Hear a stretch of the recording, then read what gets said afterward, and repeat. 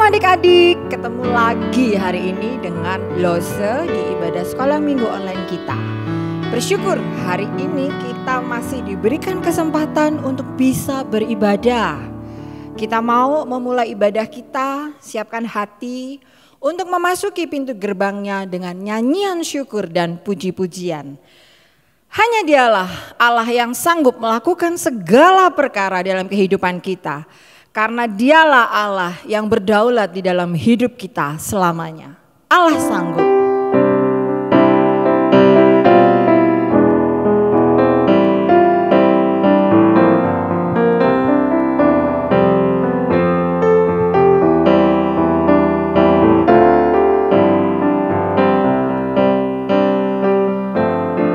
Apa yang tak pernah dilihat mata,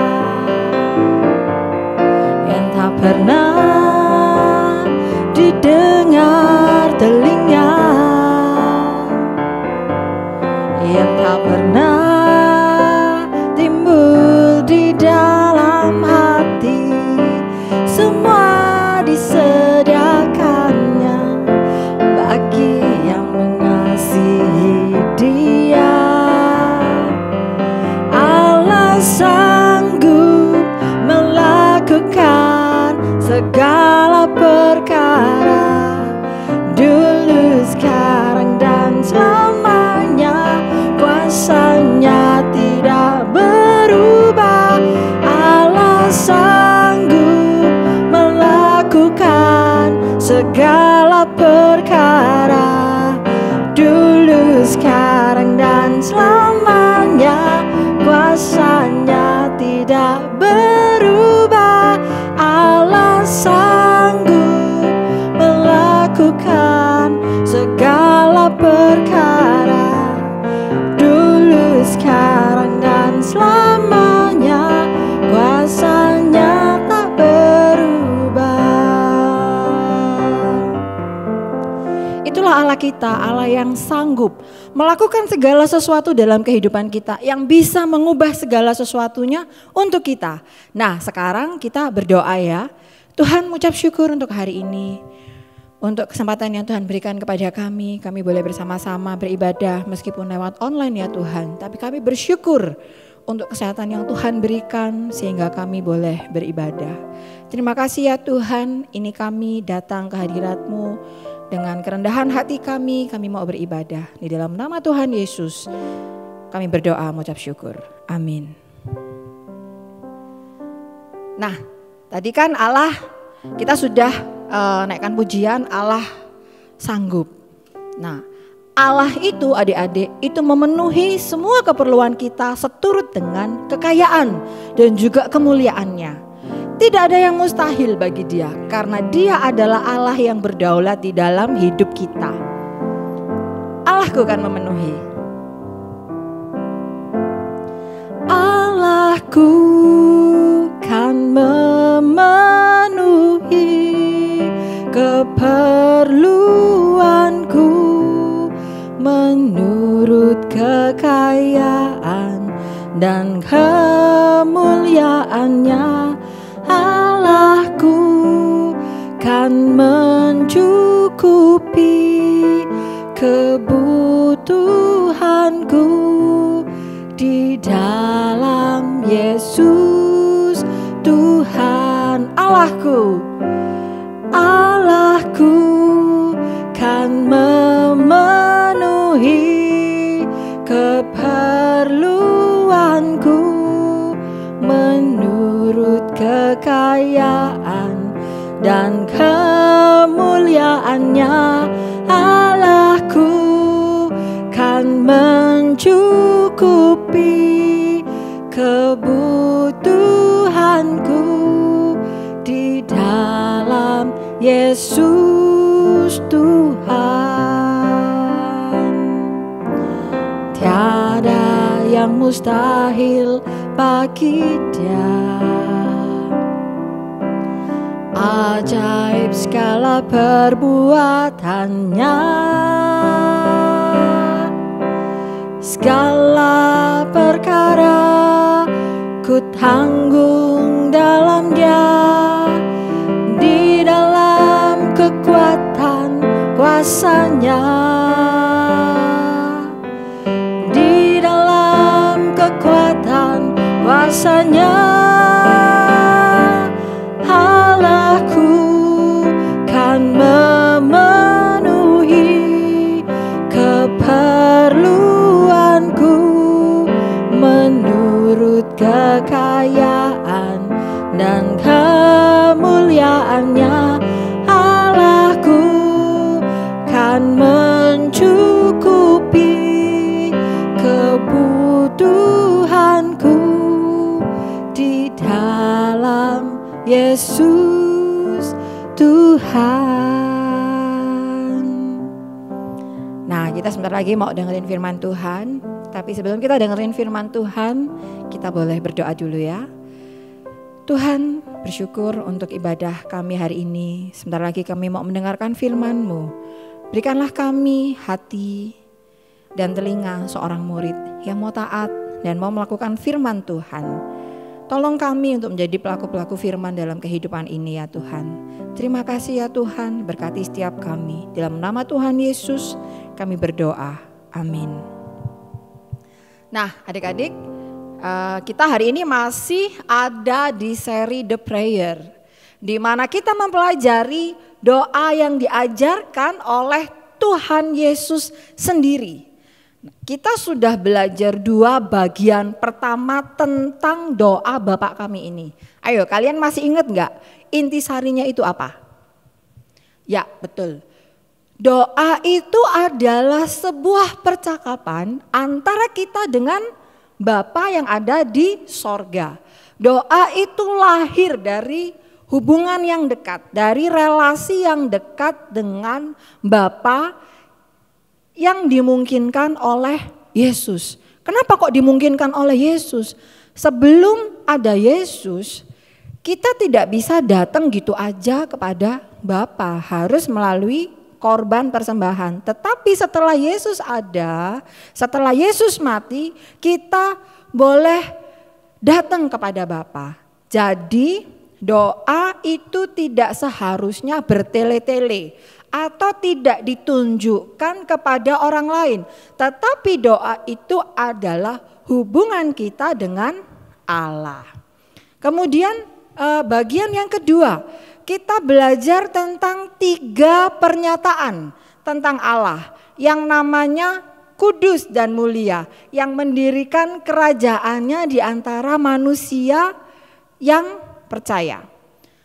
Dalam nama Yesus dan kehendaknya terjadi di mana?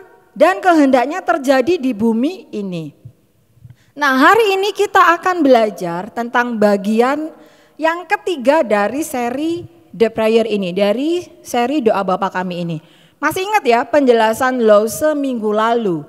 Bagian ketiga itu isinya apa ya?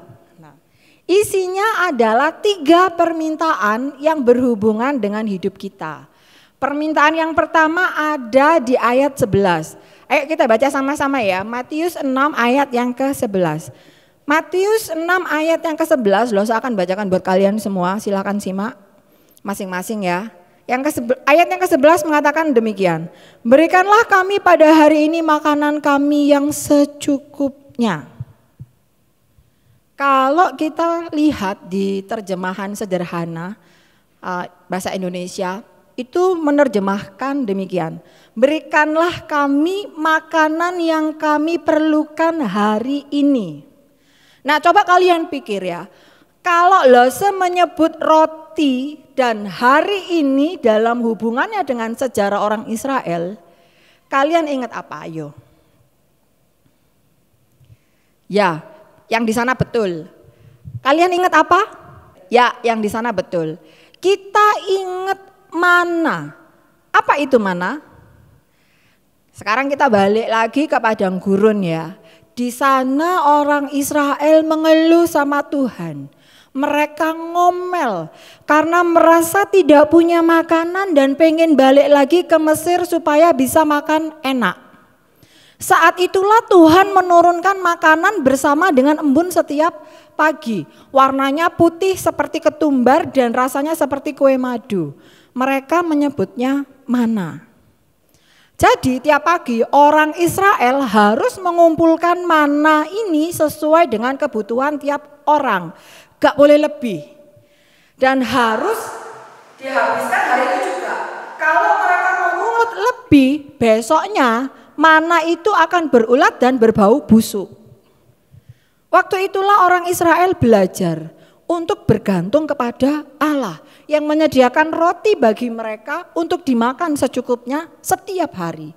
Tuhan Yesus mengajarkan bagian doa ini untuk mengingatkan kepada pendengarnya. Sebuah sikap hati yang sungguh bergantung kepada Allah yang menyediakan apa yang kita butuhkan setiap hari. Dan kita pun tidak boleh serakah, tidak menuntut berlebih untuk kepentingan diri kita sendiri. Tetapi seperti orang Israel yang bergantung pada apa yang Tuhan sediakan, kita pun diajar untuk bergantung kepada apa yang Tuhan sediakan. Kita belajar percaya bahwa Tuhan akan menyediakan kebutuhan kita, bukan keinginan kita. Ingat ya, Tuhan menyediakan kebutuhan kita, keperluan kita, bukan menyediakan keinginan kita. Ingat baik-baik ya. Nah, Tuhan Yesus itu juga mau mengingatkan kita bahwa dengan mana secukupnya, pada saat itu orang Israel ya, bahwa dengan mana secukupnya itu orang Israel bisa beraktivitas meneruskan perjalanan mereka melewati padang gurun. Jelas itu bukan sekedar mananya atau bukan karena mereka juga adalah orang yang kuat, bukan. Tetapi karena Tuhan menyediakan energi dan kekuatan lewat mana yang meleleh kena matahari. Sama dengan pendengar Yesus pada zaman itu dan kita di zaman now ini.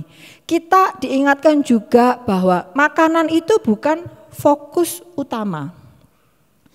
Tetapi makanan itu adalah alat. Roti atau makanan pokok itu adalah alat yang Allah gunakan untuk mengingatkan bahwa energi dan kekuatan untuk menjalani kehidupan itu asalnya hanya dari Tuhan. Kita tidak boleh bergantung pada makanan, tetapi pada Tuhan yang menyediakan apa yang kita butuhkan.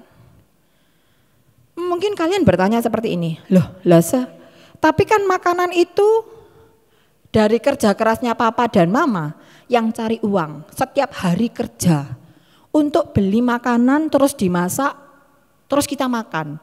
Kok saya bilangnya dari Tuhan? Nah, coba begini ya adik-adik ya, kita pikir bareng-bareng ya.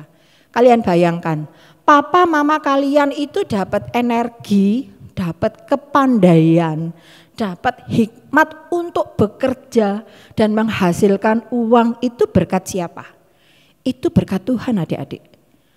Ada loh orang yang makan banyak tapi gak punya kekuatan untuk bekerja karena dia sedang sakit.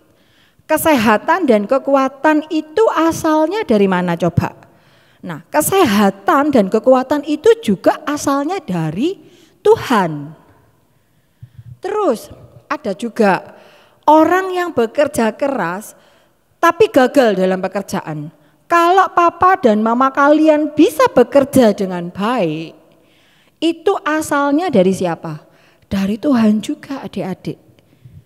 Ada orang yang kerja lebih keras dari papa dan mama, tetapi tidak mendapatkan hasil yang sama dengan papa dan mama kalian. Kira-kira itu karena siapa ya?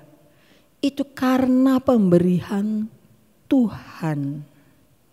Jadi semua itu karena Tuhan adik-adik. Kita juga harus belajar bersyukur. Belajar untuk tidak membandingkan diri kita dengan orang lain. Belajar untuk tidak mengeluh.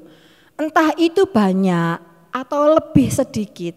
Tetapi setiap hari ketika kita bisa makan, ketika kita punya kekuatan untuk melakukan tugas kita sepanjang hari, ketika kita punya apa yang kita butuhkan, kita perlu ingat bahwa semua itu asalnya dari Tuhan.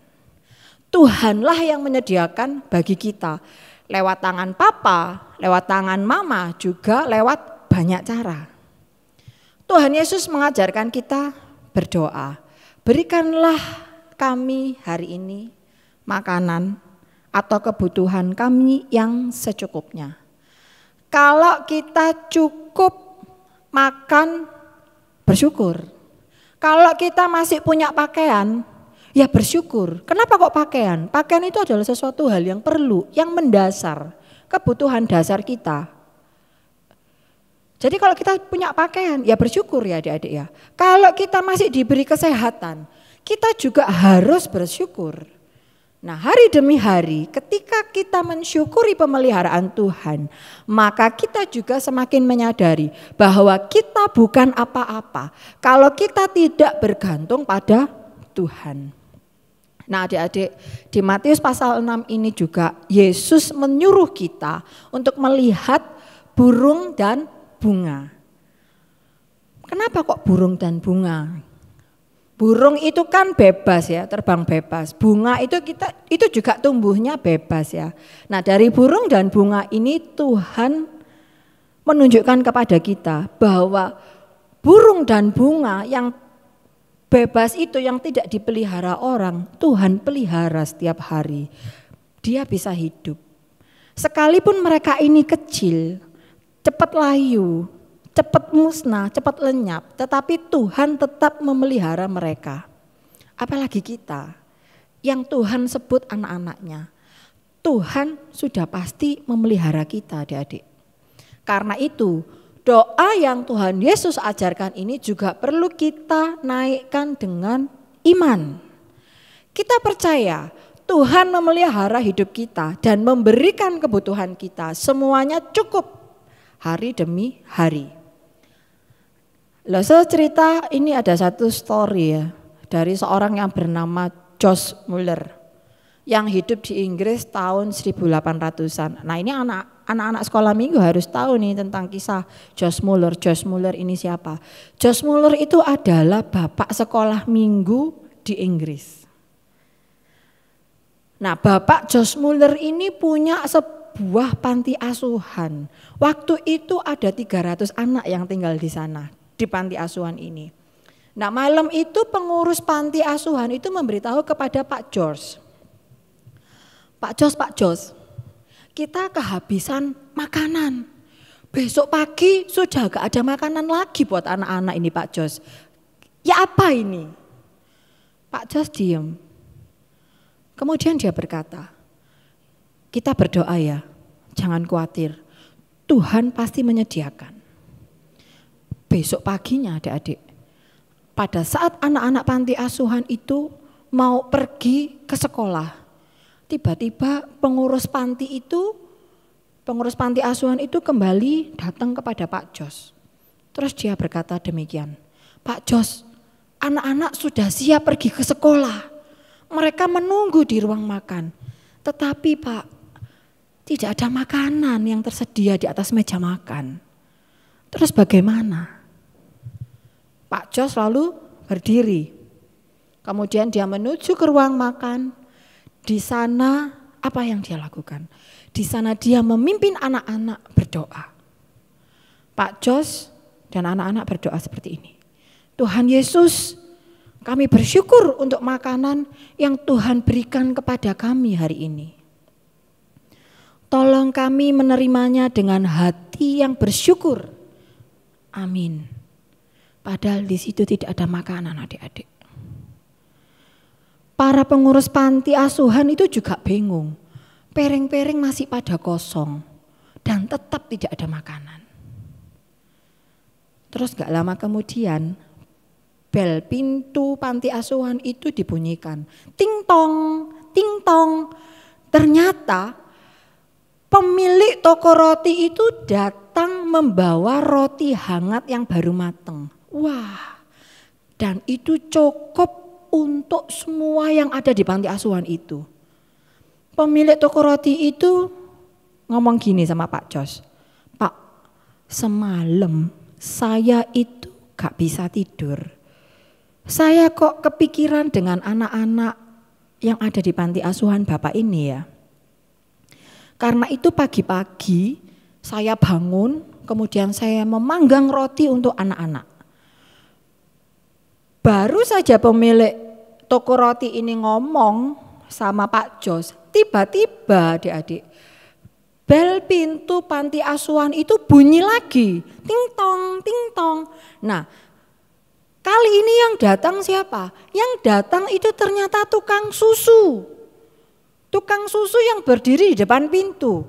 Dia ngomong sama Pak Jos, "Pak, roda gerobak susu saya tiba-tiba patah di depan." Sambil dia tuh nunjukin gerobak susu yang tergeletak dengan roda yang sudah patah di depan gerbang panti asuhan itu.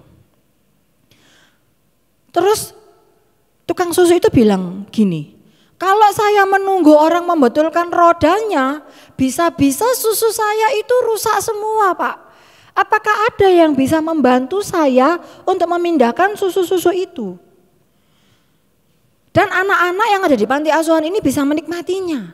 Dan betul saja adik-adik, setelah makan roti hangat yang dibawa oleh pemilik toko roti itu, 300 anak itu minum susu segar. Dan 300 anak itu berangkat sekolah dengan perut yang terisi cukup. Adik-adik, apakah kita mau seperti Pak Jos Muller ini yang memohon roti secukupnya untuk hari ini? Dengan penuh iman dan syukur meyakini bahwa Allah akan mencukupi kebutuhan kita.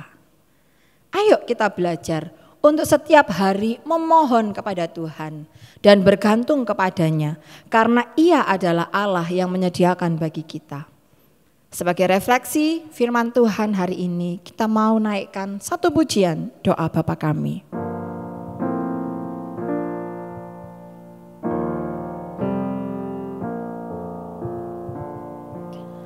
Bapa kami yang ada di surga, dikuduskanlah nama-Mu, datanglah kerajaan-Mu, jadilah kehendak-Mu di bumi seperti di surga. Beri kami hari ini makanan yang secukupnya. Ampuni salah kami seperti kami ampuni yang bersalah pada kami. Jangan bawa kami dalam pencobaan, melainkan lepaskan kami dari yang jahat. Sebab Kaulah yang punya kerajaan dan kuasa dan kemuliaan sampai selama-lamanya. Amin.